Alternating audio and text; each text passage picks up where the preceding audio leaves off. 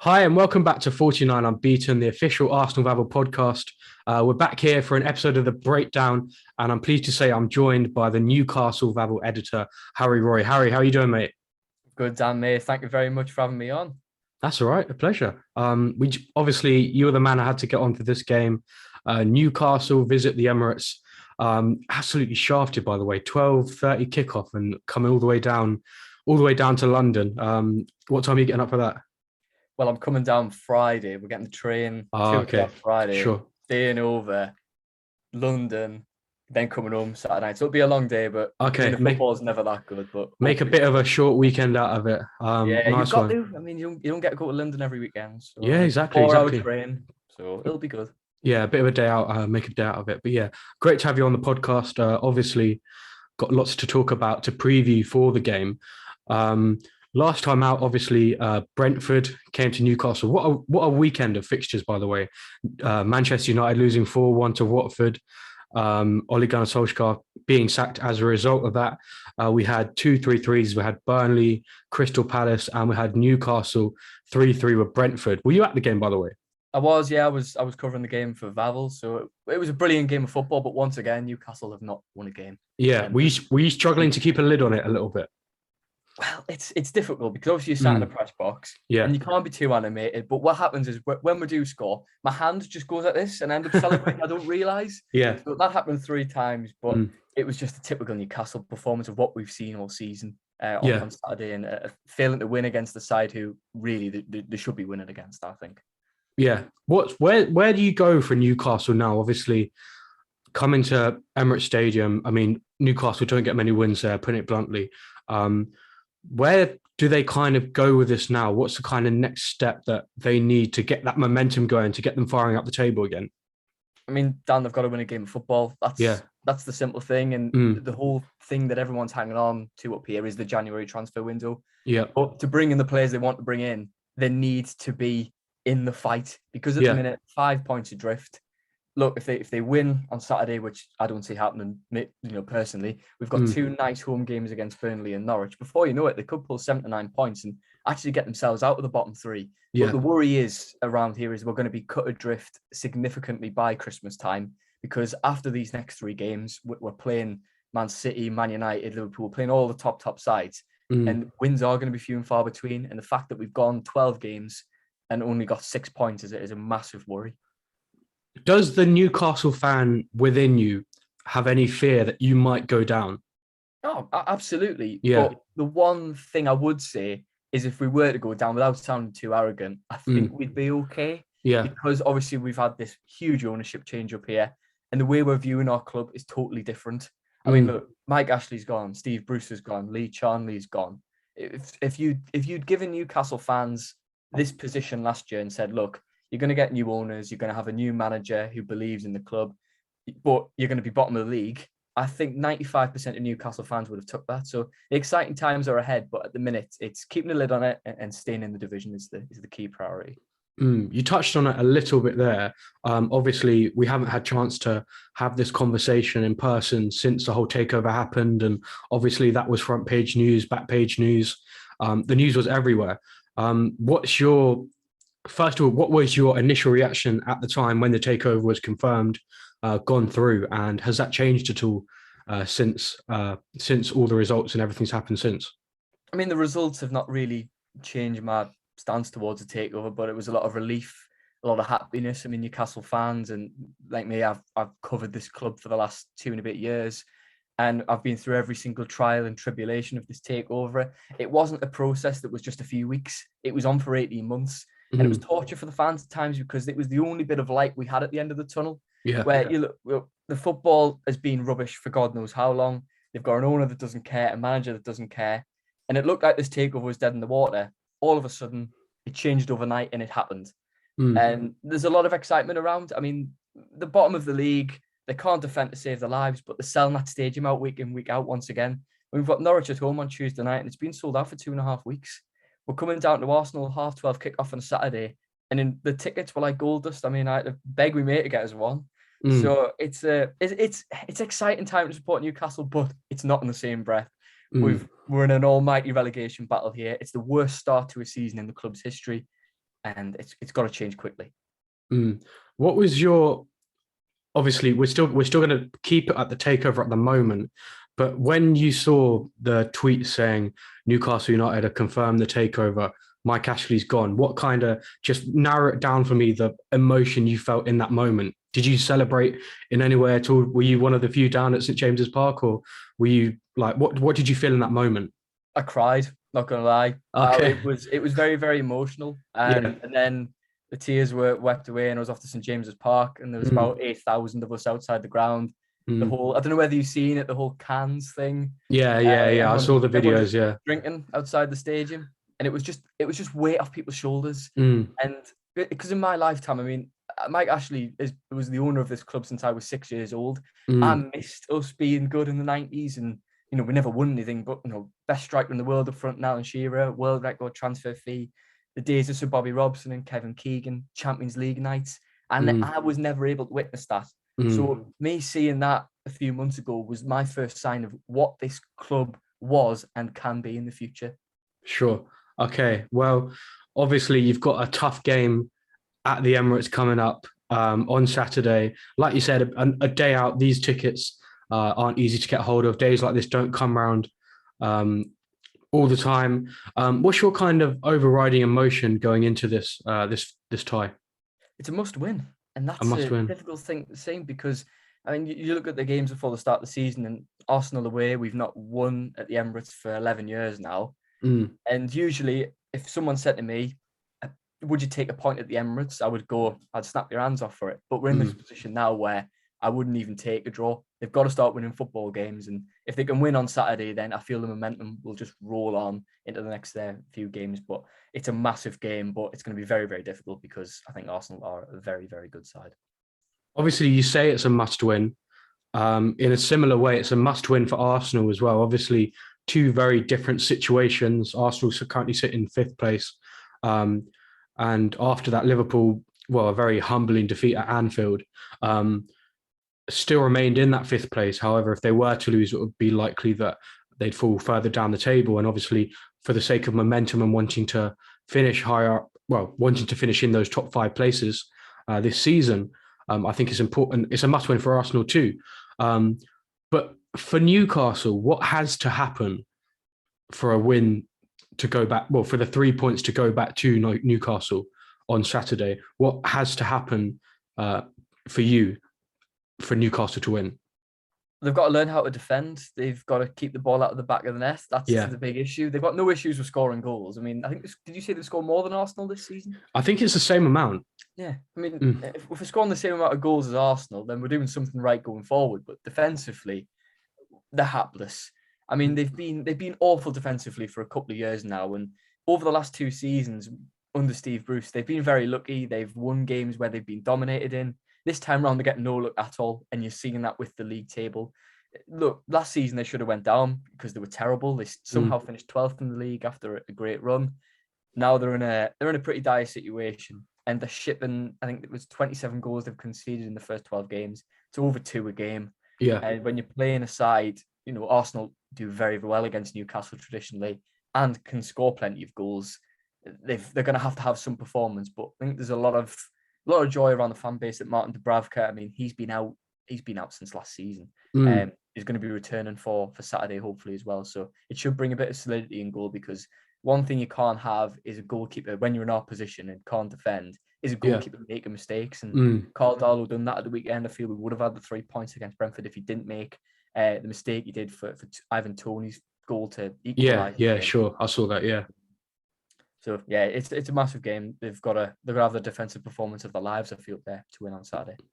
Aside from the obvious main danger man of Alan Saint-Maximin, where do the other kind of assets lie within Newcastle's attack? Is there a player maybe that's surprised you this season? Is there someone that stands out that you think can actually cause damage to Arsenal's defence and unsettle them and potentially score goals or create something that could come from it? I mean, you're probably expecting me to say Callum Wilson here. I'm not. I'm going to say Joe Linton. Okay. He was remarkable on Saturday. Man of the match performance, should have won the game, took his goal well. Look, we all think with a good manager, And if you play the lad to his strengths, I mean, he came into this club, £40 million, number 9 shirt, centre forward. He was never that. He always used to play off the strike, off the left or off the right.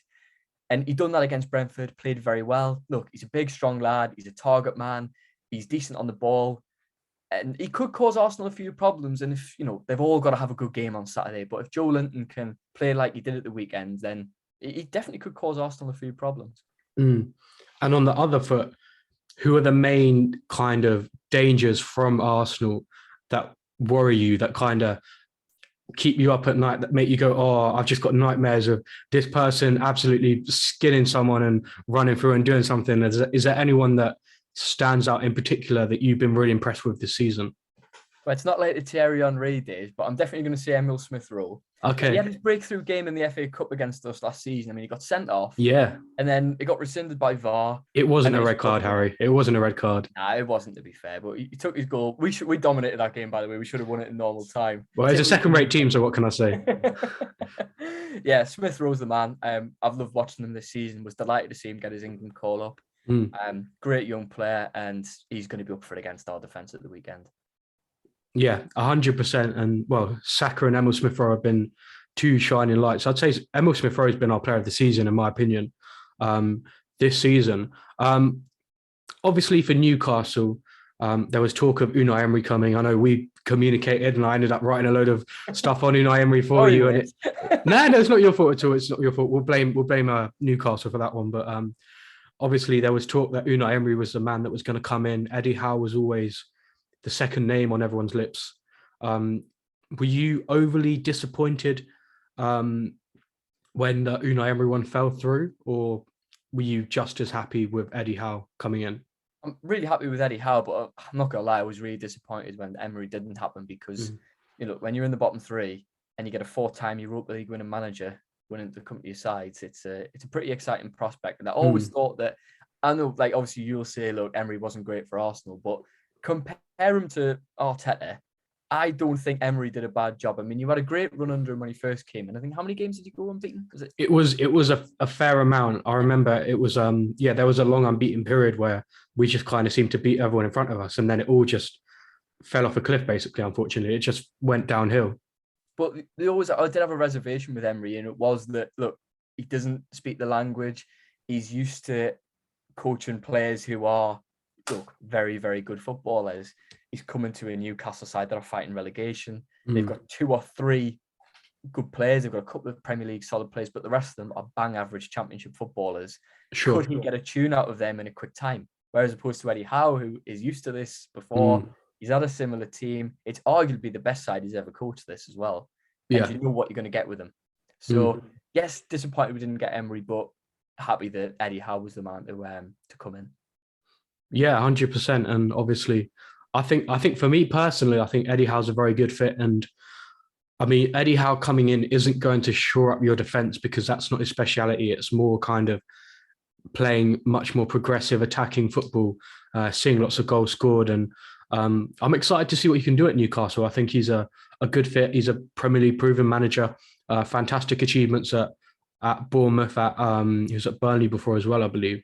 So yeah, absolutely brilliant fit, I believe, for Newcastle. I wanted to touch on an ex-Arsenal player who you signed in the summer for a fee of around £25 million, I believe it was. Joe Willock, obviously went on loan at Newcastle, had a fantastic run of how many games consecutively with a goal, was it?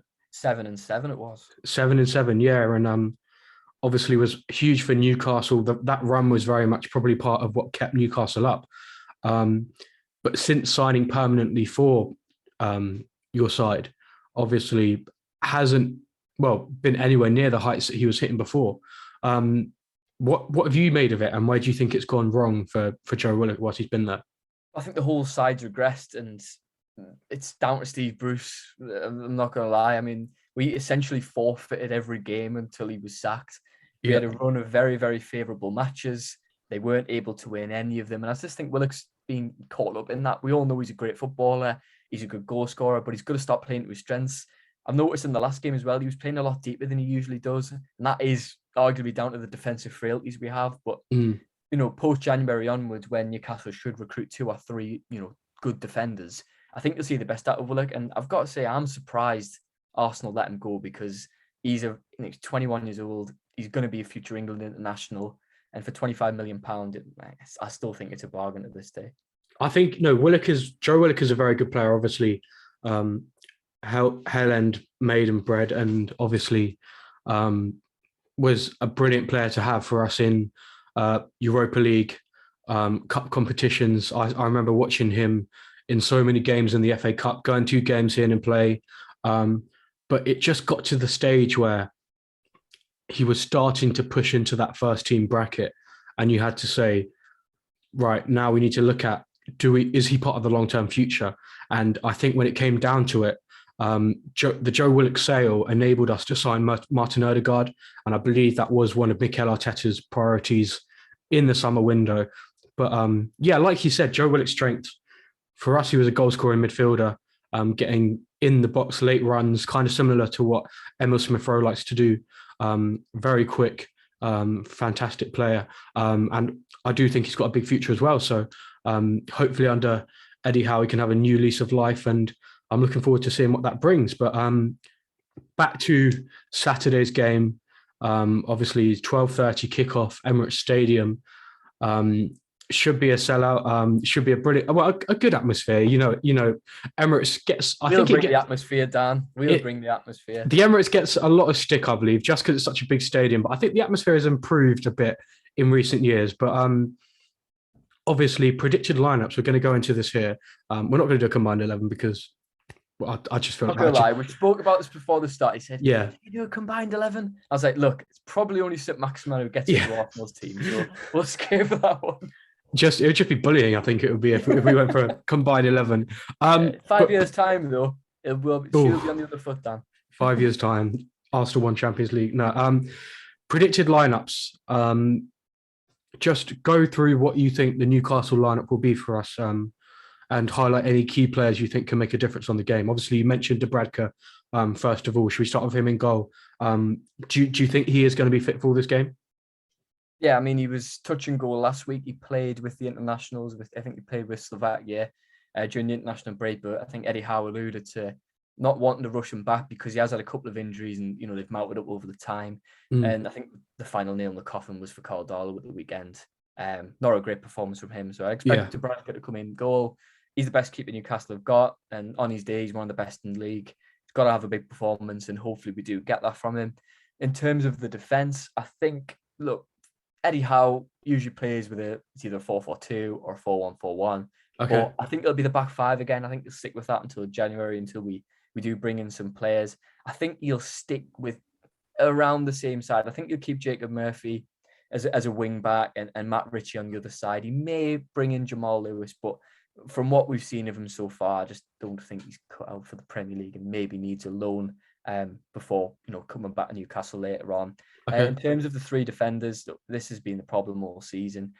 Kieran Clark has been used as a left-footed centre-half, pretty self-explanatory, but he wasn't the best at the weekend. Federico Fernandez has been ousted from the side for a while. Apparently there was an argument with Graham Jones, but that's for another day. So maybe he could come in back to the side. I think he's one of the best defenders Newcastle have got. We're going to need them against Arsenal, playing against like Saka, Smith-Rowe, Aubameyang. Like I said, you're going to need your best defenders playing. So maybe Fernandez comes in. Lascelles is the captain, will be in the side, and Fabian Schär, ball playing centre off, coming out the back. I think that's your formation. So just the one change at the back will be Fernandez for Clark. The 2 men in midfield, Joe Willock will start against Arsenal. Look, he's going to want to perform against you guys. He's going to have a point to prove, do you think? Absolutely, he's got a point to prove. I mean, look, he's an Arsenal boy. He had reservations about coming to us on loan in January. He stalled for a bit in the summer. Wasn't the right move for him. Decided to come. And he's going to want to prove a point to Arsenal. Of course he's going to. Jonjo Shelvey alongside him gets a lot of stick from Newcastle fans. But Shelvey's one of the best he's the best midfielder Newcastle have got when he's on it. And it's very rare he is, but he was good at the weekend. Eddie Howe, very clever in his press conference, praised Shelvey openly, said he's an incredible technician. This is how you get the best out of Shelvey. He was good at the weekend. And if they are going to get a result, he's got to turn up because he's passing second to none. And your front three picks itself: Joe Linton, St Maximin, and Callum Wilson. Look, the tactic's going to be get it long to Joe Linton and then pass it to St Maximin. Hope you can skin all your players and set up Callum Wilson. So that's the hope. But I don't think a lot will change from the weekend. Two changes. It'll be Dubravka for Darlow and Fernandes for Klopp. You touched on him there, and we'll talk about him a bit more now. Alan St Maximin, the obvious danger man. How good actually is he? Like, what level do you think he could get to without being disrespectful? Do you see him going to making that step up to, say, a Manchester United or an Arsenal, or to Manchester City or a Chelsea at any point in his career? 6 months ago, I would have said yes. Now I would say no. I think he's here to stay. Look, they're going to build this team around him. The PIF, the consortium who've took over this club. How old is he, sorry? The consortium who've took over the club. Sorry, I was saying, how old is St Maximin, sorry? Sorry? How old is St Maximin? Maximin is 23. 23, okay, so still young. Yeah, he's 24. 24, okay. Look, he's 24 years of age. He's got his best years ahead of him. I would say he's top 10 in the league. I think he's that good. I mean, look, we're bottom of the division and he lights it up week in, week out. Teams are taking 4 players to mark him now. He's a serious player. He was brilliant at the weekend. And I done a player ratings piece after the match and I give him an 8 out of 10. Everyone was raving about Joe Linton, had a great performance, but St Maximin was arguably better. But because he sets those levels every single week, it just goes unnoticed. Sure. He's that good, but the only way St Maximin leaves Newcastle is if they get relegated. I think he'd be one of the only players that would go. I mean, look, he's bordering on world class for Newcastle. So what he would be able to do in a very, very good side like a Man United or a City it's frightening. He's got a very good side. We'll just keep that for City at the moment. I don't know if United can come under that bracket just now. Yeah, very true. I mean, Michael Carrick might be able to tempt him to go there, but no, St Maximin's he's a remarkable footballer. But I think the only way he leaves is if they go down, and that would be a big blow to lose a player of his quality. But if we stay up, they'll build a team around him, I think. If you had to put a price tag on St Maximin, how kind of high would you go? I would say 80 million. I think 80. 80 is fair enough. If they get relegated, probably 60. If they stay up, he's priceless to Newcastle. Priceless, yeah. Well, you heard it from Harry himself there. Newcastle in general, obviously, it's very much the long-term project. It's not going to be FIFA career mode. Here's 500 million in the summer. You're going to spend it all. But how do you see the next, say, 5 years panning out for this Newcastle side? And where realistically do you think they can get to in, say, 5 years' time? 5 years, without sounding too deluded, I think they can get Champions League.